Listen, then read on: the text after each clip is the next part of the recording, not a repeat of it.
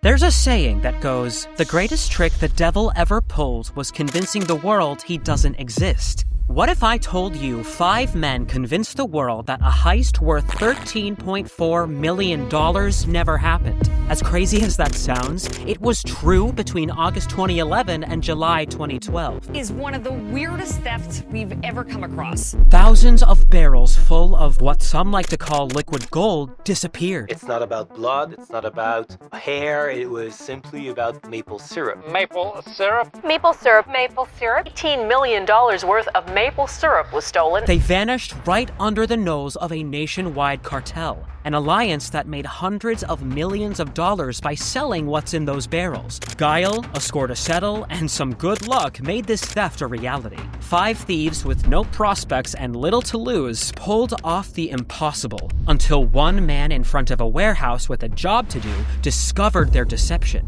He sparked an international manhunt that shocked the world and changed an industry forever. But this is not his story. We're going to tell you how the most daring, brazen, and insane theft came together and eventually fell apart. Well, I guess it's just surprising how passionate Canadians are about their maple syrup. At the very beginning, a different man stood outside another warehouse. He smelled the sweet scent of opportunity in the air. This was the start of the greatest maple syrup heist in human history. The warehouse that was robbed holds enough maple syrup to fill nearly 2 Olympic-sized pools. You might be wondering, why would anyone steal maple syrup? And so much of it? Well, it's not like most products lining your local grocery store. The real stuff that comes from places like Quebec is special. It isn't over-processed garbage that screws with your body and mind. The best syrup is produced by tapping a maple tree. It's like tapping a beer keg, except instead of alcohol, you get maple sap. It's taken to a sugar shack and put through an evaporator. The water evaporates and the sap becomes dense and sweet. A natural chemical reaction turns the thickened sap brown, and there you have it, maple syrup. It's a beautiful, simple process fueling Canada. It's part of not only our culture, but it's running through our veins. The maple syrup industry is worth over $800 million and contributes more than $1 billion to the nation's GDP. They've employed nearly 13,000 people and allowed countless syrup producers to sell to industry leaders. But the industry has ugly skeletons in its closet. There was a war going on in the maple syrup industry in Quebec. Look past the delicious syrup, and you'll see a business built on sinister intent and exploitation. Regardless, the numbers don't lie. There's money to be made in the maple syrup market. Our 5 thieves wanted a taste of the action. But this was not a random smash-and-grab operation. Going after this industry needed planning, precision, and stealth. Did all the members of this team have those skills? No. But sometimes you can compensate for a lack of skill with good fortune. The man who put the wheels in motion for this epic heist wasn't a master strategist or kingpin. He was just in the right place at the right time. It was the biggest crime scene that they ever investigated. On the wrong side of 30 with a life that didn't meet his expectations, Quebec's Avec Caron knew 2 things for certain. He loved his spouse, and he would never turn down a good opportunity if it came knocking. But there's a fine line between being an opportunist and a thief. Avec crossed that line in 2011. The Federation of Quebec Maple Producers, or FPAC, runs the show when it comes to maple syrup. You want to work with maple syrup, you have to deal with the Federation of Maple Syrup Producers. Producers sell to them, and the syrup is stored in thousands of barrels around Quebec. Occasionally, they would rent out warehouses to stash their product. The stars aligned for Avec Caron because FPAC rented a warehouse partially owned by his wife. In August 2011, Avec watched as the barrels were dropped off. When it was done, he saw dollar signs. A life-changing opportunity had dropped into his lap. Avec knew what he wanted. He could see where he was and where he wanted to end up, but didn't know anything about the steps in between. He needed people who had dealt with the Federation before and were comfortable skirting the law. Avec made a rookie mistake and didn't realize that people like these usually have their own agendas. Enter Richard Valliere, a barrel roller who had spent years bending the Federation's system to his benefit. He didn't come alone. His father, Raymond, joined the team with a vital role to play. It was his sleight of hand that would make any of this possible. Richard usually got one over the Federation because the father-son duo understood that there was one rule: don't get greedy. Subtlety was the name of the game, but the new joinees held a dark secret. This wasn't just business for Richard. His secret threatened to derail the operation before it even started. Perhaps the money man could keep him in check, focus on the cash and nothing else. Etienne St. Pierre, the team's fourth member, looked like he could make that happen. Like Richard, Etienne knew how to skim off the top of the Federation supply without immediately alerting them. Richard was the transporter who could move product without raising suspicion, and St. Pierre was the salesman extraordinaire. Avec Caron possessed neither of these skills. He may have been the one to put the wheels in motion, but Etienne set the tone for the entire heist. He had to keep emotion out of the equation, as did his teammates, to pull this off. At the time, Avec didn't know why Etienne had actually signed up. Maybe if he did, he would have learned that St. Pierre had a rule of his own: sell to anyone except the FPAC. Like Richard, Etienne had a secret. This entire heist was a vendetta as much as it was an opportunity. Once the barrels were stashed at the warehouse in August, Avec needed to do two things before any heist would be possible: find the right people, done. Figure out how to steal the maple syrup without getting caught? Well, that took a little time. Avec didn't have much, if anything, to do with the planning of the heist. That responsibility fell on the Vallières and Etienne St. Pierre.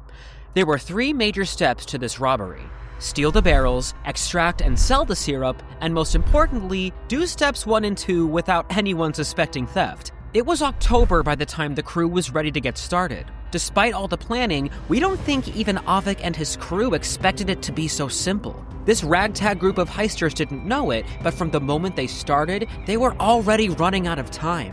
They weren't going up against some rinky-dink local producer. They had taken on the godfather of the maple syrup cartel. Some might think that calling them a cartel is a little harsh, but that'll change once you learn the industry's history and way of functioning. So they call Quebec the Saudi Arabia of maple syrup, and the Federation is essentially OPEC. In 1966, several maple syrup producers decided to market the product together. An official agreement was put in place, and the FPAC was born. By the 2000s, this agreement had become a government-sanctioned monopoly. It became a very lucrative business. That's when it went from such a proud industry to such mercenary work. Like we mentioned earlier, most of the world's maple syrup comes from Quebec.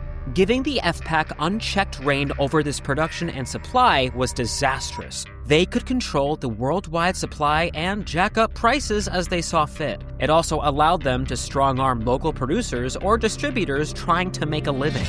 Nothing good ever comes from an industry having complete control over its product supply and market price. This bold heist would disrupt the Federation's chokehold on maple syrup worldwide. The board was set. Avec had seized his opportunity, Etienne was ready for his pound of flesh, and the father-son Vallières were primed to screw over the Federation that had nearly destroyed their lives. In October 2011, it was finally heist time. Once the Federation dropped off the barrels at the warehouse, Richard chose a handful to transport. He hired a trucker named Sébastien Jutras to help with the task. Sébastien was responsible for driving the tractor-trailer loaded with the now-stolen barrels. Richard went with him to a small sugar shack owned by his father, Raymond.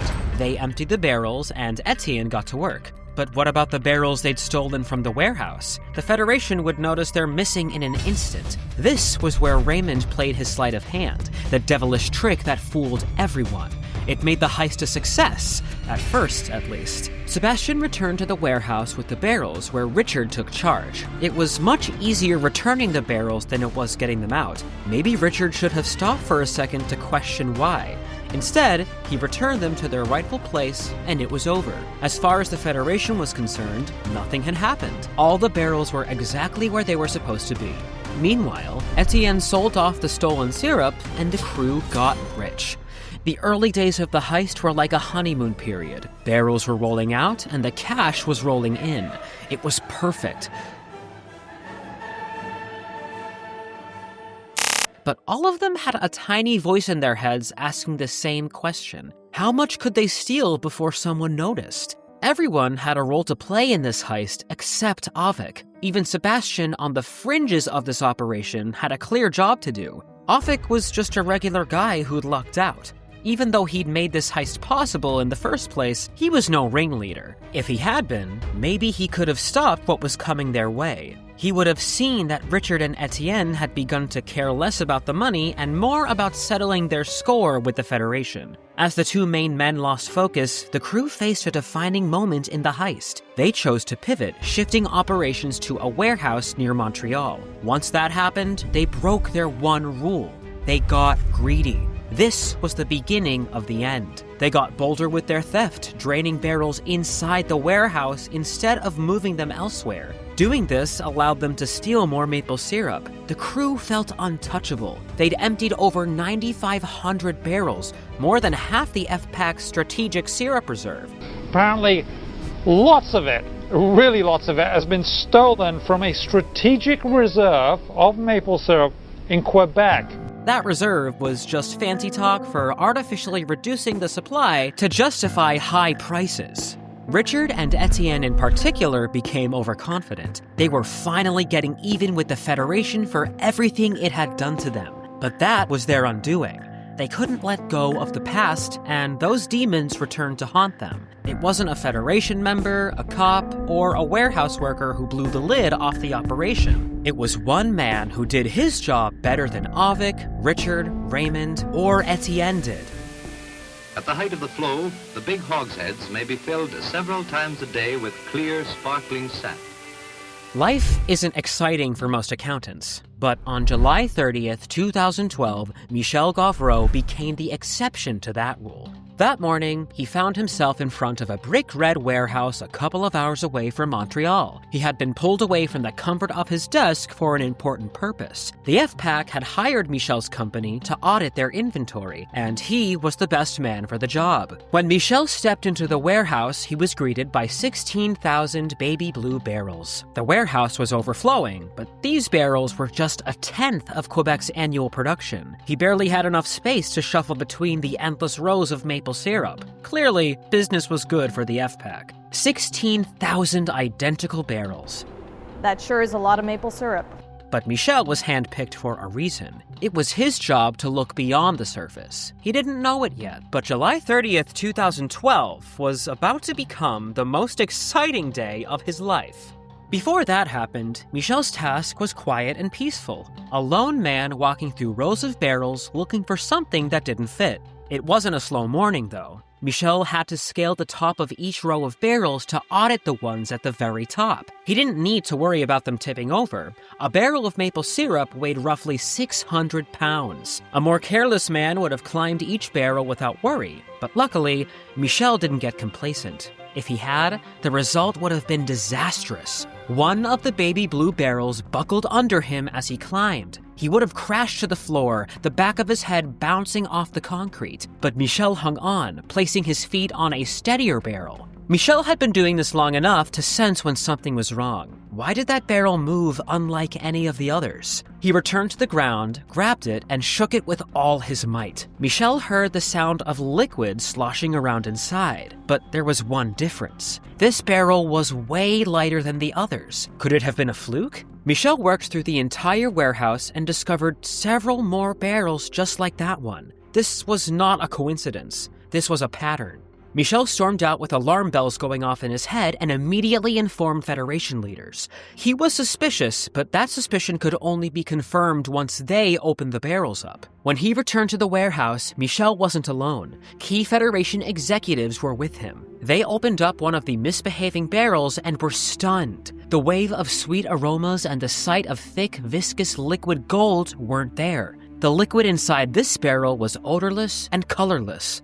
It was water. This was Raymond's deception, now exposed by Michel. His sugar shack was right next to a lake, so once the maple syrup was taken out, the Federation's barrels were pumped full of water and sent back to the warehouse. When the lake froze heading into winter, they moved operations to Montreal.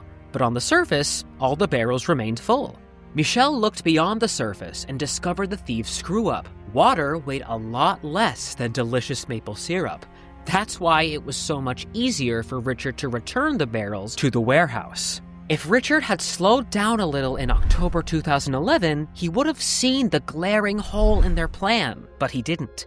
So on July 30th, 2012, the FPAC learned someone was stealing from them. But it would take them much longer to figure out exactly how much had been stolen. At that time, you have to imagine that who wants to thief maple syrup? While people with calculators and notebooks worked to figure out the financial loss, the FPAC began hunting the people daring enough to steal from them. The heist never lacked boldness, but here's the real question. Why was it so easy to steal from the Federation, a cartel controlling the world's maple syrup supply? The FPAC had spent decades riding its luck. You'd think that such a large industry with so many employees and revenue would be more serious about its security. There were warning signs that the Federation was vulnerable, but they didn't do anything about it. A heist on this scale was bound to happen because the lack of precaution was unbelievable. And what was the security that was in place? Fence, not big security. The FPAC's strategic syrup reserve was stored in 4 small houses in and around rural Quebec.